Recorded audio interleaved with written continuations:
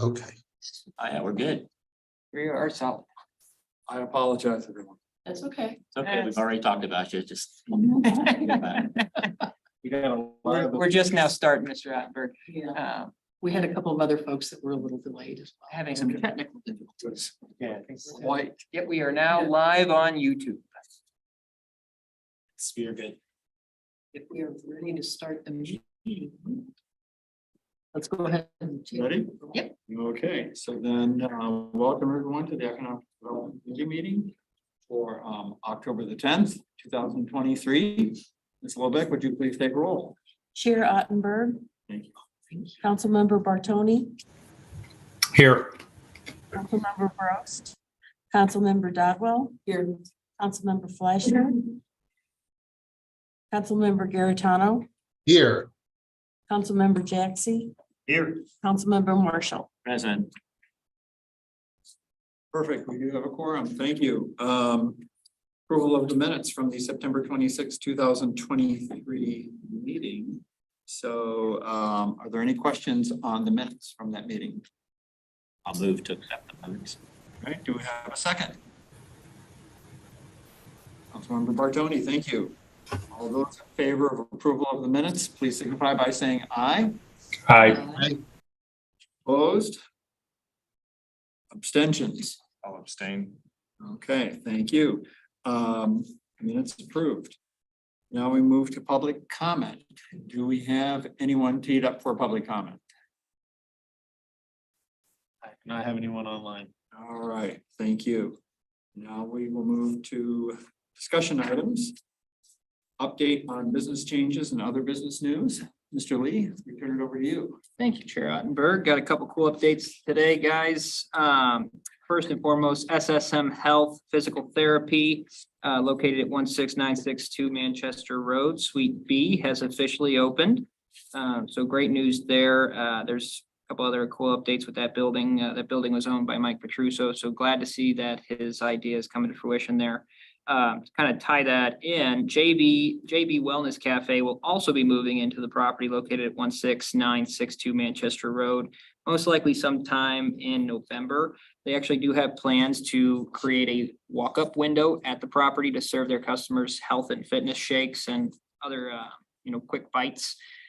In this case, that is a historic property, so they had to go in front of the Historic Preservation Commission to get approval. That approval was done on September 28, 2023. So they will be planning to install that walk-up window. And if you haven't seen the plans, HPC has them on that agenda from September. Recommended it. It would be pretty nice in that part of town. Other than that, also have another opening, Capture Technologies LLC, located at 16759 Main Street, Suite 209, right here down the street. Officially opened in the last couple weeks, and they actually do specialize in providing security cameras and door security with the key card readers, things like that. So excited to see an IT company kind of come in here, and I think that's a niche that I'd like to keep working on. So great to see them come in, especially filling up that Main Street building. Next, we have a little bit on this more somber news. Far Garden Center. This happened back in August, but I just wanted to touch base because we have a few updates. They did close. Solus Agroscience bought Far Greenhouse back in August, around August to October-ish, 2022. And they never really had intention to keep the commercial side of it open. So they actually did close the Far Garden Center at 18944 St. Almonds Road. And they do plan on, they have a different use intended. They plan on testing third-party agricultural techniques, so ways to grow tomatoes better and all types of other things. They pretty much, how they plan to use the facility is a third party will come to them and say, I have this idea. Can you test it for me? They'll test it. And then the person who paid them would actually end up getting the patent. So it's not them like a Monsanto making the money there. It's them just testing the actual technique. So that will be going in front of the Planning and Zoning Commission, hopefully in November. They're working on the application. So we will see how that goes. We do not expect traffic. We actually would probably see a traffic decrease based off the current levels that they're at. So we'll see how that goes at Planning and Zoning. Unfortunately, though, at this time they are closed. And then another nice update here, not necessarily nice, but a big change. Miss Jan Kaufman actually purchased the porch located at 16957 Manchester Road. We hope that, she continues to utilize it for the same purpose, but we will see. At this point, there is no plan modifications or any intention to change the name of the property. Miss White was a big portion of our commercial, activity, and just want to say thanks to her for all the work she's done in Wildwood, but excited to have Jan Kaufman with the building and see what she plans to do. Next, we have just a little update with Baldwin Sinclair Automotive located at 16929 Manchester Road. As originally announced, Baldwin Sinclair did officially close back in July. It has reopened with a new business license under the same name, and the owner of it, Robert Kelly, is letting his son run the operations, and that is Bobby Kelly, who's running it currently. So excited to see that that was able to quickly reopen. Two other items here, just some events coming up. Tresses by Jess Salon, we've been working on this one for a while, located at 16451 Village Plaza View Drive, is having their ribbon cutting ceremony from 3 to 4 p.m. on Friday, October 20th, 2023. As mentioned, I think in previous meetings, she's really done a great job renovating that space, and excited to see, kind of a celebration for her. And we will see everybody there on the 20th. And then lastly, this Thursday, October 12th, 2023, from 7:30 a.m. to 8:30 a.m., the fourth and final of 2023 business forum will occur. We're already expecting a better turnout this round than we did last, so excited to have that meeting on Thursday. And that is it. Have any questions? Thursday, what's the date? Thursday, October 12th. October 12th. 2 days. Yep. 2 days. I'll be there. Good. I can make. Couple All dumb right. questions. Are there, yes, So in the old city hall, it's the suite B. Are they using upstairs or did they split the conference room and the? It's just the first floor. So nobody's really using the space upstairs. No one's using the space upstairs. That being said, it has been explored if another, like a more of like an office, leaser could potentially utilize that space, but there are some restrictions there because there's no exit on the second floor. So that's the biggest point of contention. That being said, it has been discussed. Yeah. Second dumb question, this new security company. Maybe you could get them to look at your door. That actually is, we've already kind of been finagling there. We have a couple items. We're talking with the police. They have a really good individual, and we're trying to track down currently. I know this is off topic, but they were trying to track down Paxton. They are an English company, and they supposedly only send, they only help English companies nowadays. So we're trying to get to the bottom, at least get someone on the phone. Yeah. I don't know how we ended up with a Paxton system if they don't help anymore. But we are trying to get someone on the phone, which has been impossible to do, to kind of hold them accountable for. Worst case is they could take the one off the storage room and put it on that door. And then That's- with that is- 15 people lined up The, waiting for somebody to open a door. and that should be fine. The problem is it'll only buy us a short amount of time, because the thing is, we also need to be able to buy additional key cards. So there is a bigger issue at play there, but we will be talking with Capture Technology. Last dumb question, let's go away. Pat Bella's business, will that be an ag business then? What business? I'm sorry, the nursery. Yeah. Pat Bella. Oh, yes, Will yeah. that be an ag business then as a, Agricultural. No, I don't- research. Yes, it will be, Agricultural research. even I though think it's a little bit different. And the thing is, it's in a residential area. So that's the problem right now, is that it's not approved for the use that they're intending. So we'll have to see how the Planning and Zoning Commission acts, but right now it is, there's a couple hurdles before they could get out. I think that'd be kind of neat.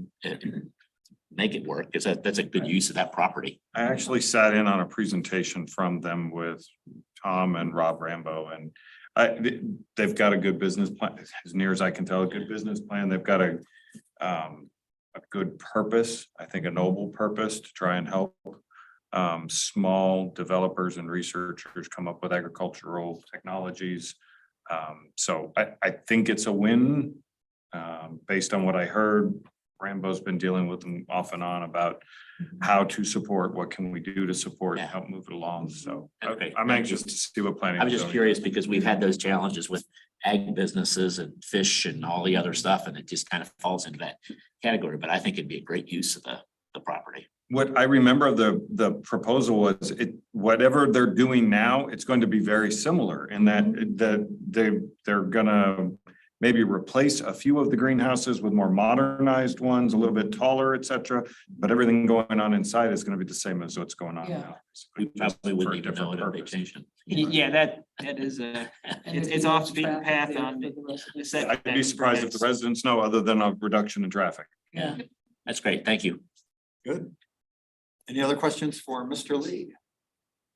Not on this topic. Seeing none, we will move on to ready for action, review the 2024 budget.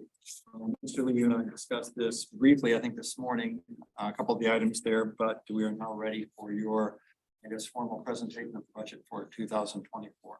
Yes, thank you, Mr. Chair. So currently, as it stands, we do not see too many changes from what was presented last year. One notation I would like to point out is that we have apportioned $85,000 for the replacement communications economic development manager as discussed at the last meeting.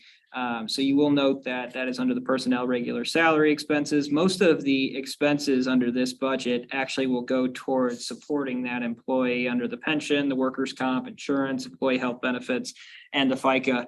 That really is the vast majority of it. That being said, what you will also notice is that 10,000 of the budget has been apportioned under community relations, econ dev. For the Live, Work, Play marketing campaign. So we will end up seeing that 10,000 that was budgeted this year. It will go into reserves. That being said, we would have to re-budget it because we did not enter in any kind of agreement to encumber those funds. So just giving everyone a heads up why that number's up.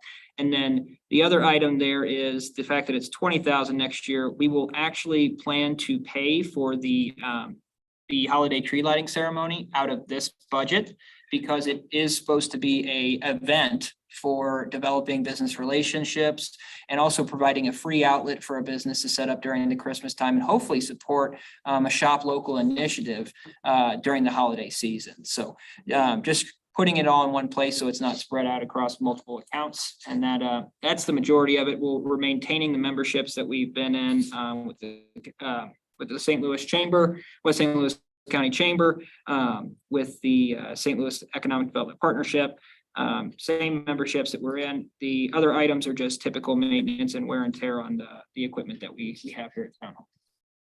The tree lighting, are we taking that over 100%? Will there be any involvement from some type of wildwood business association? Not from a actual Wildwood Business Association. We have heard talks that there could be a new kind of organization that starts up in January of 2023, but it won't be called the Wildwood Business Association. If there is an interest from that business organization, whatever it may be, they could definitely be involved, but this will most likely, since we're paying for it and no matter what business organization comes forward, we're going to end up putting the bill anyways. I think it's important that Wildwood's logo gets to be put as a sponsor.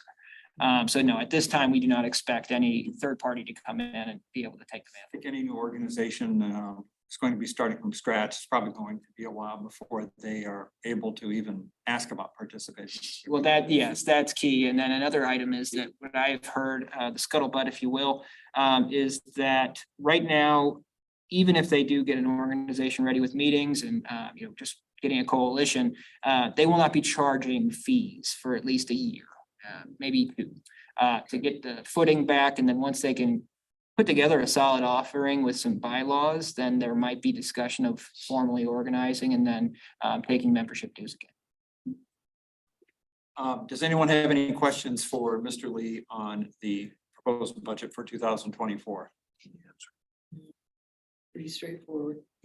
Under consultant costs, those are just, once again, what are those for? Yes, so the consultant cost would be, well, there's a couple different items. So it's pretty much anytime we would hire a contractor to, either put together some kind of, and next year we had 0 put in that budget. Last year, we had 300 just in case we wanted to get assistance with the, sorry, my brain is, the economic development guide if we needed assistance there. That being said, we we don't need that assistance anymore, so we've lowered that amount to 0. There have been other instances where we would bring on a consultant to just provide general guidance on some of the documentation and the marketing materials, but I don't think we've actually hired someone to utilize these funds. So that's why we brought that balance down to 0 in 2020. So I guess a question for other committee members, is there anything that anyone can think of that you don't see listed here that you think should be here? Anything you can think of at the current time?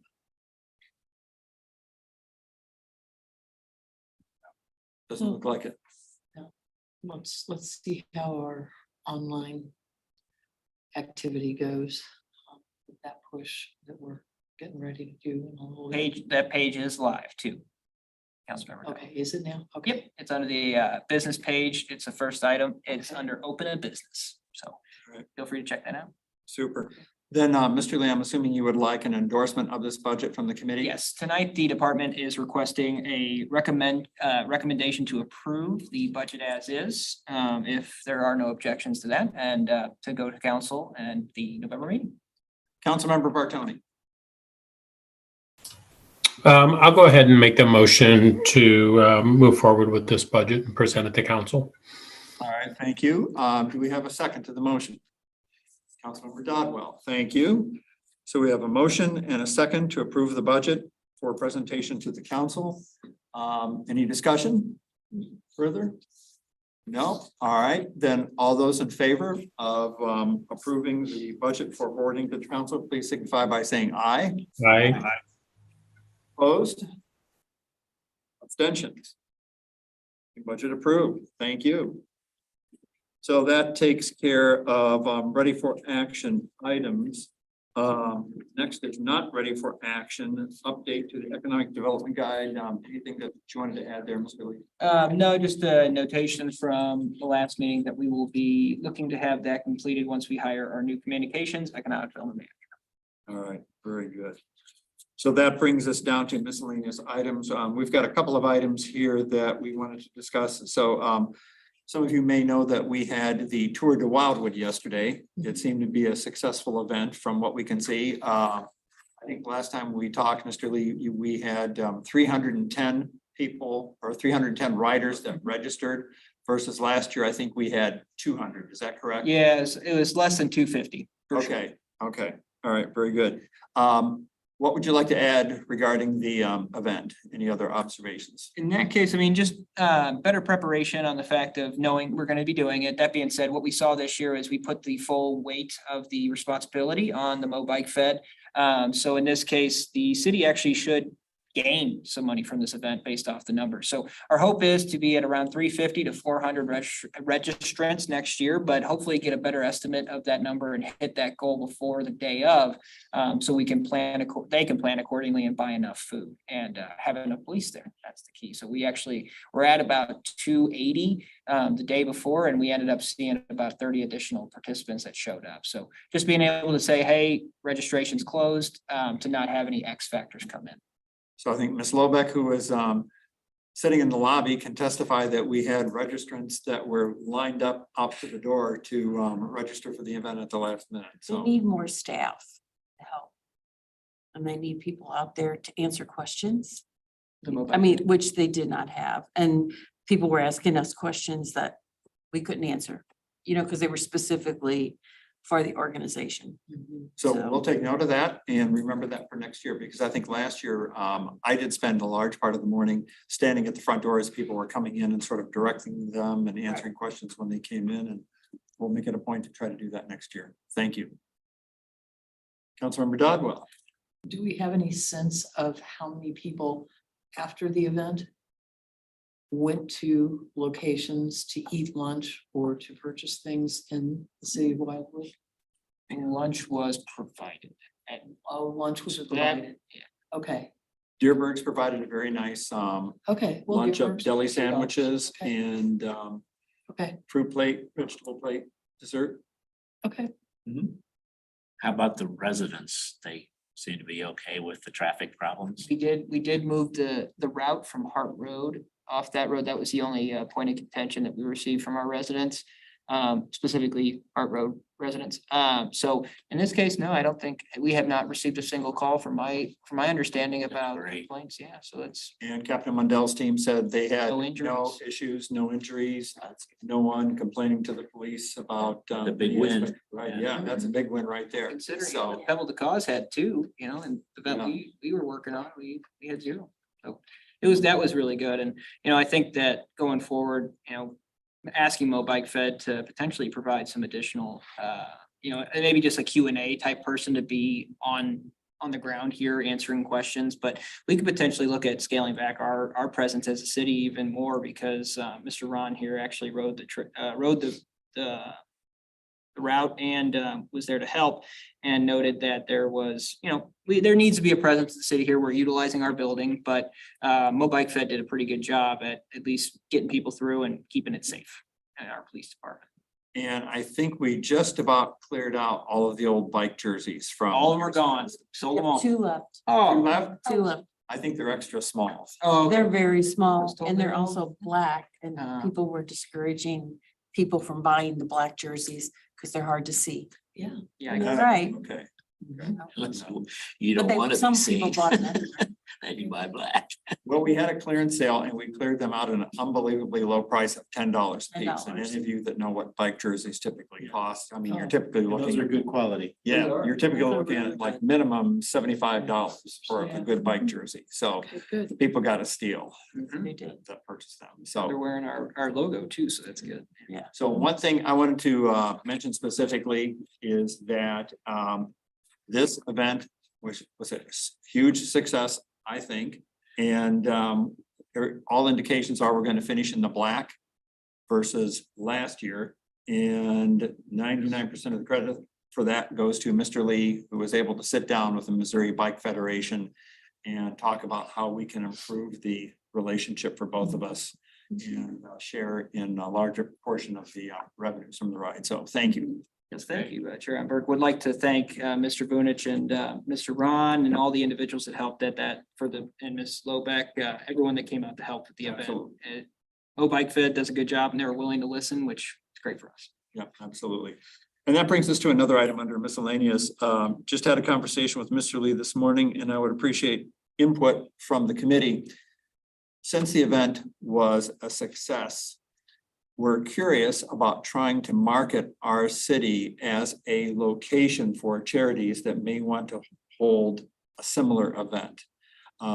When I was standing under the tent helping serve lunch, a woman asked for my business card. She was with a charity. I didn't get the name. I didn't have a pencil and paper with me. But she said their charity is looking to sponsor some type of walk and or cycling event and was wondering if she could partner with our city in some way, shape or form. And it got me to thinking, several events that I see that take place over the year typically are starting in Chesterfield. Well, we have much more to offer than our friends over in Chesterfield when it comes to just the beauty of our city, the routes people can take for cycling, the challenges with our hills, as well as those who would want to walk can Mhm. easily go from here right out to the asphalt path. They can go west, cross a bridge over the highway, which is rather fun, and then get on the asphalt path and go down in the other direction and cross over another bridge. If they only want an event where maybe you were covering about what, maybe like a 5K, something like that. Or you could go over in the park and come back out the other way. Yes, yeah. So if anybody has any ideas on how we might promote that, I think our thoughts were what, to put something on the city's website, correct? Yeah, just pretty much highlighting our parks and our trails and specifically the events we currently have and then be able to show those routes, have a link to the routes that we're currently taking. And I think for Tour to Wildwood, we did avoid Hart Road this year, which was a success. And being able to replace that, I think adds that, we don't make those residents upset and we could potentially have an additional bike paths go through there without disruption to our residents. It'd be kind of cool if in the spring we could have, a bike walk or a bike walk run kind of thing. Get everybody up and out after a long winter. So. There's a form for clubs or organizations that want to do that. mhm. We do have the form that they can fill out. Yes, that would be, Their commitment to what they're going to do versus the city's going to do it for them. yep. So That would be a special event permit, and we typically do issue those, and the cool thing about those permits is that, you know, at that point, it's reviewed by myself, the Director of Public Works, and our police captain, and we pretty much are able to say, hey, you know, we'll go forward here, but, you know, if it's an organization, you better have liability. And then also on top of that, you better have a police presence if the event's big enough. And at that point, we do assign a specific number to the amount that's gonna cost for them to have police present at the event. Very good, thank you. Any comments from other committee members? Topics we just discussed. So another item that is under miscellaneous and somewhat ties in with economic development, but it also is sort of a follow-up to the discussion we had at the council meeting last night regarding the city's reserve fund, and since we've already taken care of the other committee business. Mr. Lee was kind enough to print out some information on from city code regarding our reporting and so on. And I'm going to turn it over to you, Mr. Lee, just to sort of give us an update as to what you provided to the. Yep, so I have provided the committee with 3 additional documents today to follow up on our discussion of utilizing reserve funds yesterday, but also just talking about that $1,000,010 that was given back to us based off a settlement with Spectrum, our charter. What you have in front of you today with 3 documents, you have the consolidated summary of revenues and expenditures that will show you know, a very, very broad overview of what we're planning to spend in 2024 compared to the revenue that we plan on bringing in.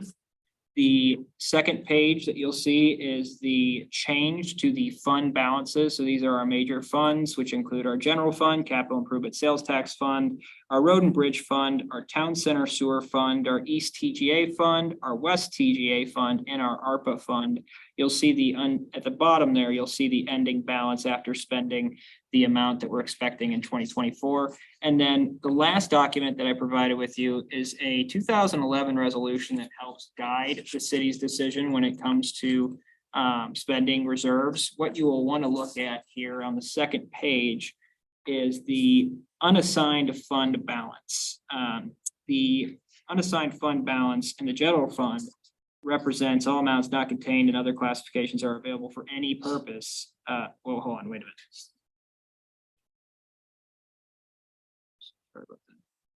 Purpose. It can't be the main piece here, and the mayor made this pertinent yesterday, is that it can't be a recurring cost. It can't be a maintenance item. It has to be a project that would have a set date on it. So just looking at it right now, when you kind of break down our reserves, what we have and what we plan to have, and I'm basing this off post 2024 numbers, in the general fund, after taking out our operating contingency of 25% and our public safety reserve, which is those Prop P funds that can have a more isolated use as well.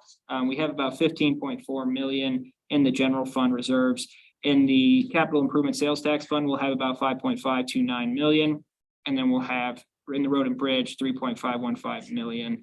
The others are a little bit less prominent in size. So we'll leave those out for now, but really just saying we do have the money to move forward on projects if we want to. But the issue here is that if we decide we want to spend, you know, 3 million, let's just say as a rough number for phase 2 of the internet project, that will show, even though we have the money to back it up, we will see our expenditures obviously exceed our revenue. So the balance, it can come out of capital, it can come out of the ARPA fund, 810 would come out of the ARPA fund in that case, and it's going to come out of capital, it can come out of the general fund, but you would see that we're in the red. We would no longer be in the black. So we just got to realize if we're going to move forward here, we have to understand that piece will be there. Whatever year we decide to sign a contract and apply those funds or encumber those funds, we will see that we have exceeded our revenues. But I have in front of me today, kind of how of ours, and Councilmember Marshall brought this up yesterday, and I wanted to do a little digging. I have looked into what our ending fund balance for the general fund was since 1997, and it's grown from 1.58 million from 1997 to, in 2022, we ended the year at 18.521 million. So it has grown over time. The issue is that we have a lot more parks, a lot more trails, a lot more roads a lot more things that we have to maintain. So at this point, I think that, the Spectrum project, deer management, all these things are great. I would say that we might want to be hesitant when looking to expand a new trail or expand a new park. I think these are discussions we just have to have because maintaining them indefinitely at one point, if we don't want to always be in a bad spot with our budget, not having revenue exceed expenditures, we'll have to find another funding source, quite honestly. We do plan on having I'm sorry for going on a tangent here, but we do plan on having the schedule fee be implemented by the end of the year this year, which we do expect to increase revenues for about 150,000 potentially a year, which will be a nice little addition. That is pretty much squeezing as much fees as we can out of what we offer as a city though. Other than that, other than like selling T-shirts and things like that, you might have to really start deciding whether or not, how we're going to pay for some of the items. Right now, we can maintain it, but inflation is carving into our margins, and we're just going to want to make sure that we have these tough conversations moving forward on any capital projects that we discuss. Available for any questions. So if you are gonna spend 3.5 million, you're gonna have to go to the voters. Economic development. meeting. Yeah, you're allowed to attend. We have a lot of no-shows. You're always welcome. But we would have to go to the voters for over 3.5 for capital expense, whether we have the money or not. Mhm. So as you look at where you put the money in, it's not really about if the money's there or not. The voters of the city are gonna have to approve that expenditure. And I think it's, 3.7. It adjusts based on the rate every year. So that would be one caution or awareness to do it. I guess the other thing that, And I just use the internet as an example, but no, and I'm saying that would be one that you would have to use that for. Same thing if you're gonna do some big park project. Mhm. So and that's why I kind of think we're short-sighted and keep thinking that we need a positive balance in our budget for election purposes, because you're never going to get people to do a park and erosion tax, which we've talked about for 20 years, as long as you have those kind of reserves. People will not, and the first time we started talking about it is we did Anniversary Park the first time, said, well, get a really nice park and then people will vote for the tax increase. Then the city turned around, I think 2009, went and bought Community Park after the voters said no. And that doesn't set real well with people. So I mean, you kind of have to go back and, yes, we need a funding source, but we've kind of done a number on ourselves in the way that we've not really kept that in mind. And then we get to the point that we need all of this money, but nobody wants to spend it. So there's a lot of history there, how we got.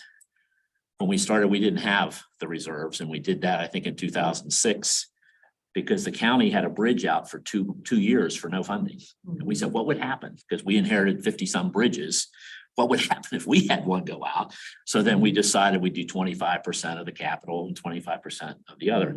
We didn't have that capital fund until 1999. Mhm. We went out knocking on doors to get people to approve that. So there's a lot of how we got to where we are. But I really think that some of the things that we need to do them, using a few 100,000 or 500,000 here or there, is a lot smarter than waiting to get it filled up and then try to go to the voters to do something. Because I just don't think people are not real interested in paying additional if they don't see what's in it for them, in order to move stuff forward. So Councilmember Dodwell. Well, and to piggyback on that statement. 3, 4, 5 years ago, we've been asking, when are we going to stop adding parks? Only because we have to make sure that we have a clear funding source to support our existing park base that we have. We've got a lot of real estate that takes a lot of money for upkeep and maintenance. And I've asked a couple of times for details on what the ongoing maintenance is, and I get that list from Joe of, well, we spent this much bit. Well, that doesn't always give me a clear picture of what our total cost of running all these parks are.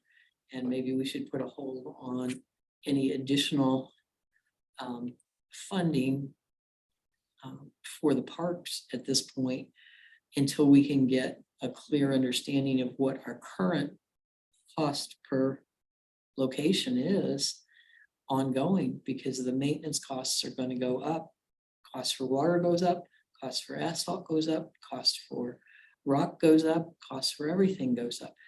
And while I'm very, very proud of all the parks that we have, and I think it makes our city very unique, we need to become a little bit more realistic on what we can afford as a city and how do we use that fund balance as an ongoing maintenance source. If we were to project it out over a 10-year period, would that even fund what it costs to maintain our parks today?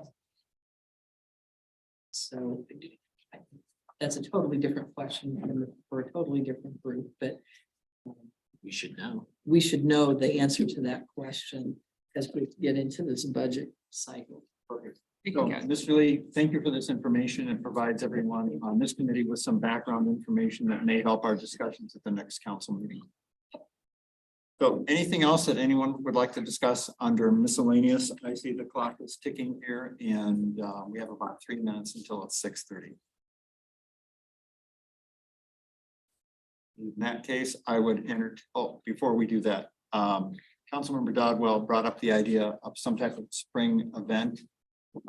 So could we, at this point in time, just ask you to possibly check the dates and maybe you and I can talk about such an event and then we can maybe discuss it at the next meeting? Yes. Perfect, thank you. Do we need a meeting in November? At this time, I do not, there's nothing pressing that we need to be. Yeah, would you rather have a meeting in November or one in December? Well, depending on when you're gonna have it, if you're having it at the end of the month or. It's scheduled for November 28th, and then the December one is scheduled. Do we have space on the first week of December to have one? I'll double check that. If you can double check. Then we can. I'll talk with Mr. Lee tomorrow. We'll take a look at the dates and then we'll get back to the committee. And then on the park, for the activity for the spring, we had a very successful gardening event a couple of years ago.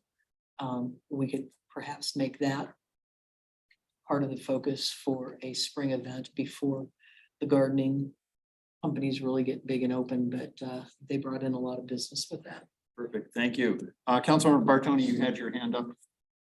All right, in that case, I will entertain a motion to adjourn. Let Mr. Garantano make that motion because he set the meeting here. All right, I'll make that motion. I've been watching and on Zoom. You have a second. Councilmember Dodwell. Any discussion? Non-debatable. All those in favor, please say aye. Aye.